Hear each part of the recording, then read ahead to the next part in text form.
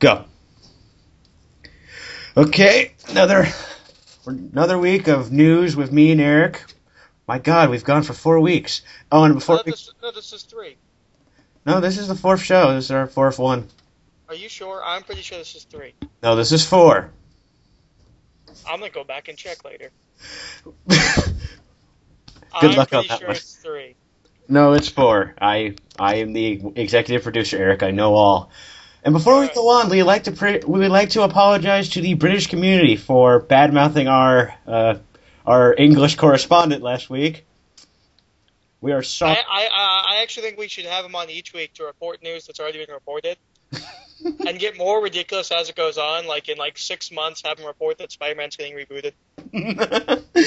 The one thing I love, though, the thing I found weird is that video has 8 ratings and it averages to 3 stars. So apparently there's some people who don't like it at all. No, that's not actually true. It's because any video that I put as my main video on my channel, which it has been for the past week, for some reason magically gets to 2 or 3 stars, and I don't know why. I guess it's just people I piss off go to my channel, downrate whatever the main video is. It's the curse of being Eric's favorite thing. Yeah, it has nothing to do with really the quality of the video. It just has to do it for some reason. If it goes on the front, that's what happens. Yes, there's some guys, evil guys sitting in chairs. There's one dude that just sits at my main page and refreshes. Petting a cat like I am evil. Yes. I will destroy him. He is.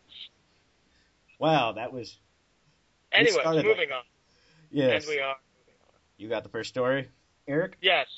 The first story is that they've released artwork for a Neil Adams, Frank Miller team-up thing. It says...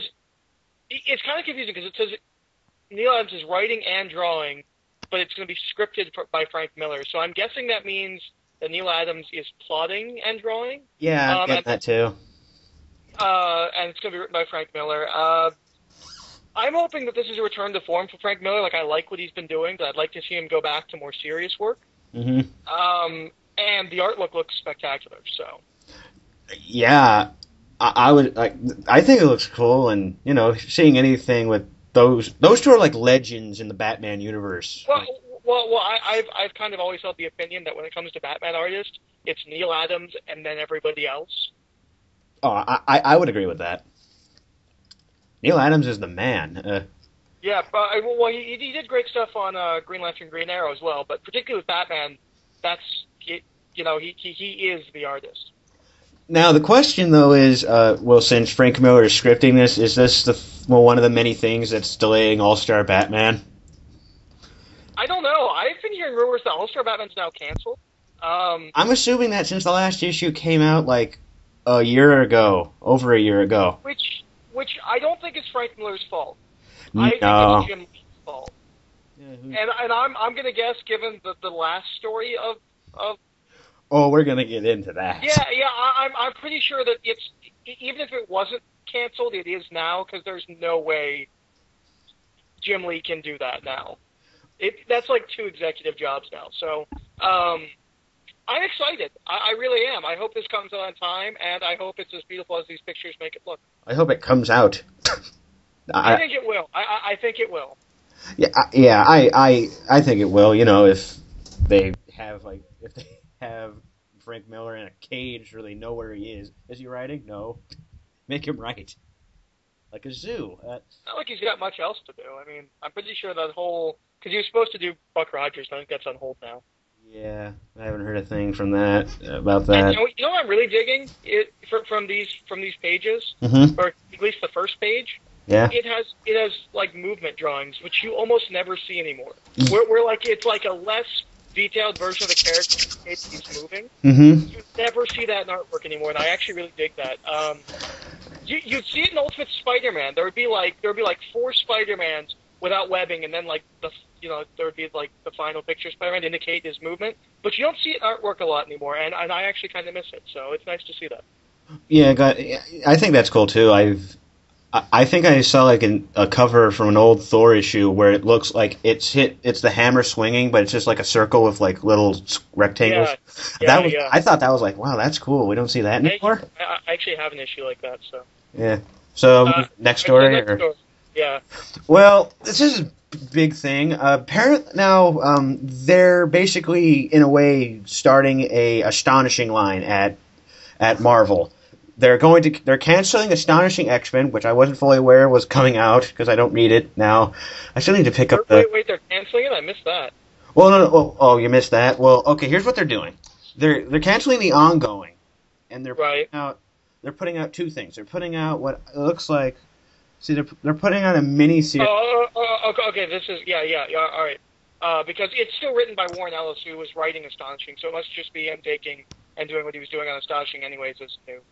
Yeah, and they're releasing Astonishing X-Men, and I don't know how to say this. Exogenesis. Xenogenesis. Genogenesis. I thought that's what it said. Xenogenesis with a Z. Oh, Eric, your knowledge has ruled this whole video again. Good God. And that'll be done by Warren Ellis with art by Carrie Andrews, who I loved on Spider-Man Reign as art, with art. So they got me on board. And they're also... Is Kubert the picture on the article? What? The picture. Who drew the picture? Adam Kubert. Yeah, that's what I was asking. Yeah, that's a beautiful picture. I know. I really like that. That's for the Astonishing Spider-Man / Wolverine, because for some reason just giving them their own Astonishing titles would be ridiculous.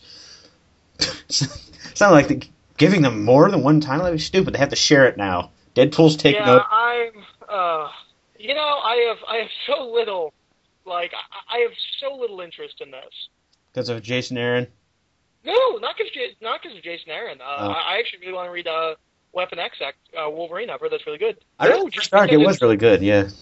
It's another Wolverine book, and I don't read Spider-Man anymore, so... But the thing is, these stories, which doesn't matter for you, I know, they're supposed to be stories that you could just jump onto. They're like, in continuity. I like that idea. But I actually really like this idea. I actually wish...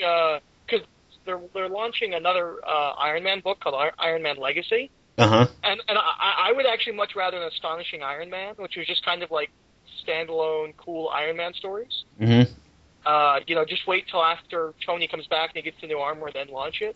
I think that would be a better choice. But I actually really like the idea of Astonishing as being standalone stories you can jump onto.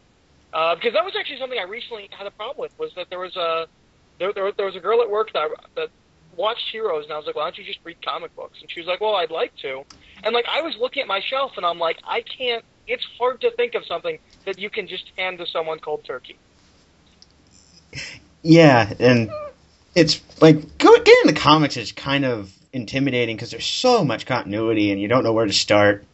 Yeah, I felt like, because what I ended up giving her, because I wanted to give her one book from DC and one book from Marvel. Mm-hmm. DC was easy. I went with Identity Crisis because I felt like that's a really self-contained story that doesn't need that much explanation. Mm-hmm. Since most of the backstory in it is made up to that book anyways. Yeah. For Marvel, I was like maybe Hulk. No, that starts out real confusing, and I'm looking at all this stuff. And there's so much continuity. I went with JMS's Spider-Man, the first Ultimate Collection. Mm-hmm. But still, I felt like I should tagged on a note in the book and just been like, all right. What you're about to read, Spider-Man and Mary Jane are married, but they're separated. And Spider-Man is about 28, and I felt like I need to give a summary of everything that's... Put 50 Post-it notes of everything. Yeah, just throughout the book to let her know what's going on. This is Dr. Octopus. He's a frequent enemy of Spider-Man. By the way, he has the powers of a spider. Yeah. No, that's explained in book. I wouldn't have to do that. Anyways, all right, so... I would do that. I would do that. It'd be funny. I really like then you should read Uncanny X-Men, because they do that every issue. I know. But I really like the idea of launching Astonishing like this. I don't like that it's Wolverine and Spider-Man. And I don't have a problem with the X-Men one, because it's who was working on the other one, so. Yes. On to the next story. Actually, we're going to move to the next part, because we're close to 10 minutes.